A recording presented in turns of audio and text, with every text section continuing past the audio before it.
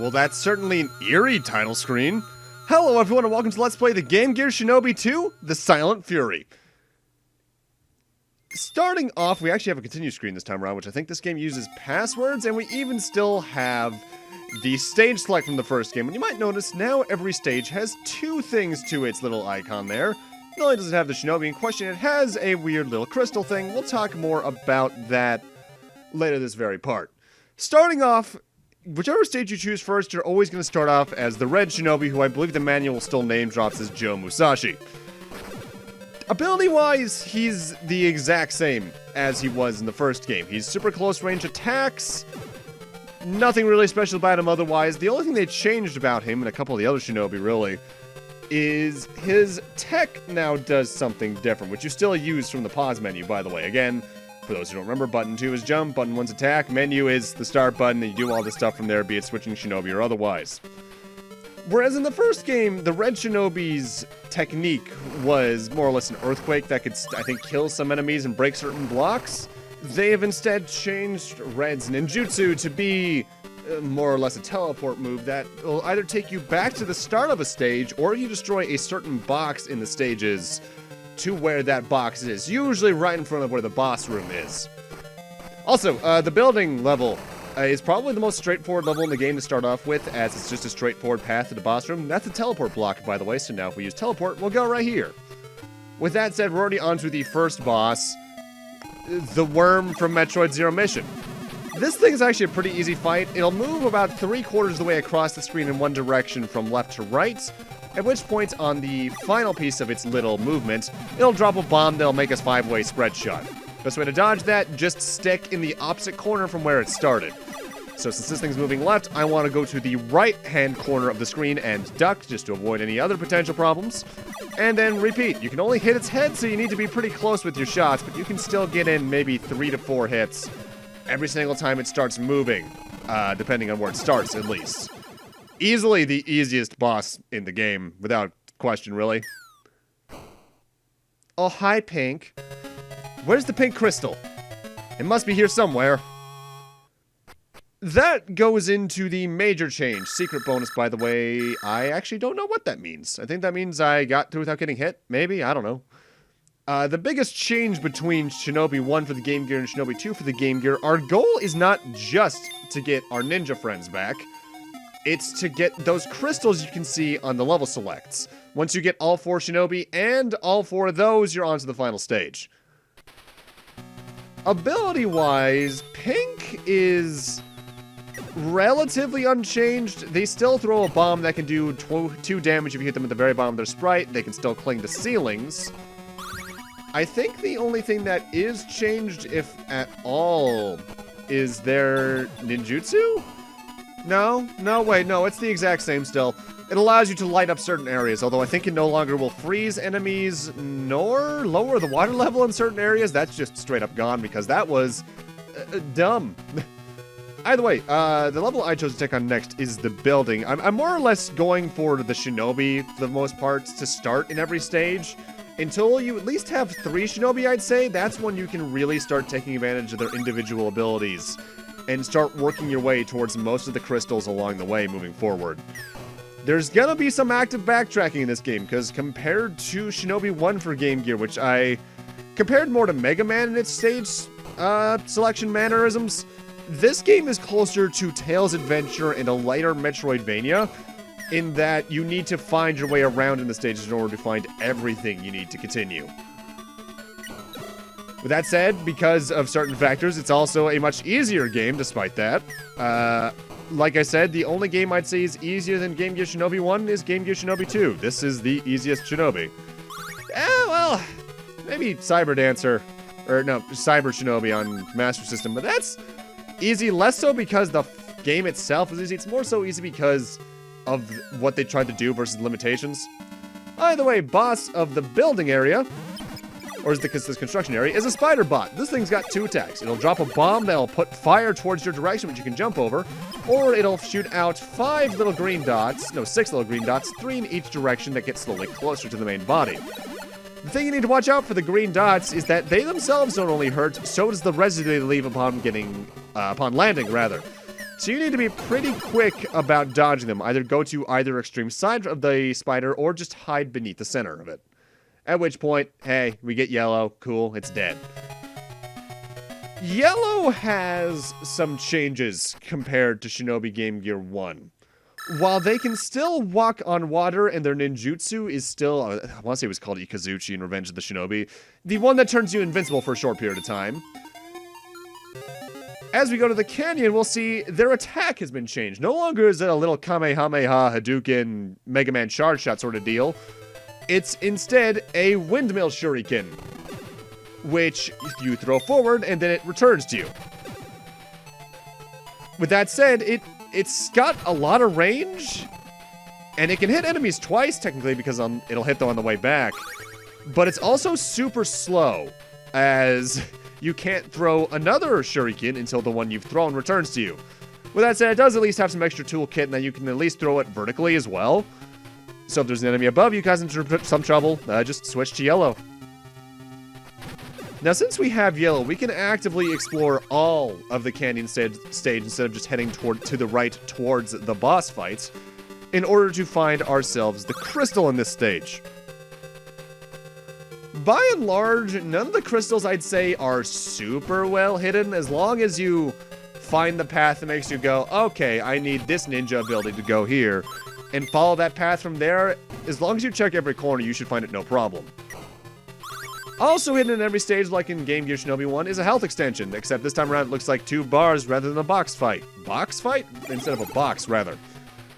That was the crystal. They're just hidden in boxes, so make sure you check every box you see. They actually give you a reason to do that in this game, unlike other Shinobi games where it's like, well, I need more shuriken and there might be health in it. And thankfully they do mark what crystals you've gotten, not only on the world map, but in your menu screen. By and large, outside of one boss fight, not 2 boss fights, yellow is probably my least favorite Shinobi to play as in the game, as I feel their ability set just isn't as good. Because the shurikens, while they have more range, yes, I preferred the charge shot myself, but that's also because I'm a Mega Man guy, that sort of attack just feels natural to me anyway. Either way, we're on to the boss of Canyon, a giant armadillo. This thing will roll in one of 2 ways. If it kicks back a bit before rolling, it's going to go straight, but if it does a little hop, it's going to hop straight up, in which case it'll unfurl and fire its back spikes at you in one of 2 ways. It'll either fire them straight at you or diagonally up in the sky at an angle. I tend to notice that it tries to do the straightforward fire towards you after a jump more often than after a charge. But there are times where I'll just say no to that anyway. My general advice to avoid either, stand on the exact opposite side of the screen. This is a case where having a different Shinobi could come in handy, but you can also only hit the armadillo in its fleshy bits anyway. So yellow does at least come in handy to that angle, as the shuriken will hit the armadillo potentially twice. Once on the way back, once towards, and once on the way back. And with that, we're already on to the final of the 4 main stages. Time for the factory, which is also easily the hardest to navigate and the longest, because this area is comprised of like 3 or 4 different sub-levels that you walk through doors in order to reach. It's a maze and a half. With that said, if you want to find everything, just follow what I do, because we're getting through it no problem. Blue is relatively unchanged from Game Gear Shinobi 1. Their attack is still the chain and hook that can hook onto certain elements for you to swing on.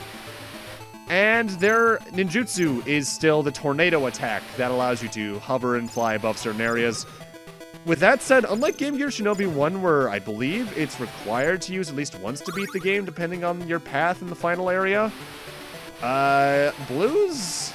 I think Blues is the only one we don't see throughout the game, barring Greens. The biggest mechanic here, otherwise, is conveyor belts, which, as you can see, very slow to use ceiling climb on. Try to follow them more often than go against them, as they'll just work better for your time, honestly. Now, similarly to Game Gear Shinobi 1, obviously we didn't get much of a plot synopsis at the start of the game, so I think we should take a look in the manual to see what it says, because there's definitely more in there. Techno Terror. The Oboro school of ninjas have protected the 4 elemental crystals for thousands of years. Each crystal is the container of 1 elemental power. Blue for air, yellow for water, pink for fire, and green for earth. 2 of those feel like they're reversed. Each crystal is protected by a ninja master of that element. But a terrible event has taken place. The Techno Warriors have enlisted the Black Ninja, master of ninja techniques, to help them take over Neo City. The Black Ninja has captured the 4 elemental ninjas and stolen the 4 crystals. Joe Musashi, codenamed the Red Ninja, and the 4 elemental ninjas must face the toughest enemies yet. The stakes are high. If the Black Ninja masters the secret powers of the elemental crystals, he and the Techno Warriors will bring evil to Neo City. Joe Musashi must find his fellow ninjas and bring them on the most dangerous mission yet, to find the elemental crystals and destroy the Techno Warriors. The Techno Warriors in question are the almost Psycho Ranger beings we see, to reference Power Rangers in Space of all things, at the end of every stage before the boss fight, that match the Shinobi we're looking for of that color, but actively spawn the fight. They're really, literally just our evil copies more than anything. The biggest annoyance that we're going to see in this stage enemy-wise are these weird-looking, almost the Atom-looking guys from DC. They are force field enemies. Their attacks generate a force field a good distance away from them that very few attacks, barring the bombs, can penetrate. My best advice is to just switch to pink and use their bombs, as their range is pretty good with it. It won't get bounced off the force field, and since you can potentially get 2 hits at once with the bombs, you have very little fear. And there's the crystal for this stage. Honestly, I feel that the factory is the one stage where it's easier to find the crystal than the health extension, as the health extension is relatively out of the way from my memory. Also, as you saw, there was the place we had to light up. It's one of the few places in the game you really need to use Pink's ninjutsu. I believe you can't get certain health extensions until you've gotten certain ninjas, of course. Oh no, you can use the blue tornado here. That's right, this is the one place in the game you need to use if you want to get 100%. I forgot about this. Thankfully, one thing that Game Gear Shinobi 2 does that's much better than Game Gear Shinobi 1, once you finish the 4th main stage, and by finish I mean not only rescue your Shinobi friends, but you also grab all 4 elemental crystals, you're not automatically pipelined into the final stage gauntlet. You can go about the stages, grab some 1-ups if you need them, grab some extra tech points, or I guess just grind up your score if you need to. With that said, you're gonna need to revisit some stages anyway, because I don't think there's a single pathway in this game that doesn't require at least 1 to 2 stage revisits in order to get either a missing health extension or a missing elemental crystal. I'm going what I have found to be the most convenient route for my tastes. Other people might think there's better routes, and honestly, there could be. I don't know. I'm not a damn speedrunner. Also, one thing I believe that is different about Game Gear Shinobi 2 versus Game Gear Shinobi 1. I don't think I talked about this last time, but in Game Gear Shinobi 1, your ninjutsu supply is technically unlimited as long as you grab enough tech points in the stages. The number stops at 9, but I believe it counts beyond 9. So it'll say 9, but you can actively have like 12. Whereas I think in Game Gear Shinobi 2, the max actively is capped at 9. With that said, as long as you grab some of the stages along the way, you'll have more than enough. With that said, time for the boss of the factory, this robot that splits off into tinier rocket ships. The only part of this you can hit is what transforms into the head in the fully combined phase. The only 2 attacks are to split up and move at you in about 2 or 3 different formations, one going like top to bottom, bottom to top, things like that, and then fire a yellow beam at you that bounces off the floor. Best way to dodge that: jump up and then hold the direction that the boss is in, because then you'll just move straight over it. With that said, make sure you're a distance away from them when you do that, because otherwise you're going to take a cheap hit. Also, something I like about when you grab each new Shinobi, they actively give you a little preview of what each Shinobi does, and I like that a lot. With that said, Green's abilities are relatively unchanged from GG Shinobi 1, except for their ninjutsu. More on that in a moment, because time for us to revisit the building... No, the castle stage. The castle stage. Because we still need to get the elemental crystal here. Green's abilities, as I said, are relatively unchanged. They still have a double jump. They throw shurikens as their main attack. If you double jump then throw shurikens, you'll throw the shuriken spread that we're used to seeing in the other games at this point. The only thing they changed about Green is what their ninjutsu is. Instead of being the Mijin spell from the main Shinobi games, it is now Red's ninjutsu from Game Gear Shinobi 1. You create an earthquake, which will destroy certain blocks and I think stun some enemies. Now, I think the castle's elemental crystal is potentially the most in-depth, because I think you at least need the yellow and green shinobis to get it. As not only do you need to walk on that little bit of water there's going to be one more bit of water we're going to need to walk on if we also want to get the health up in this stage. But you're also going to need at least green's double jump, unless there's a super precise jump you can make otherwise, which I don't think there is. You can also have blue to explore this area and grab that one up, but I've never done that because screw platforming, I'm Jesus.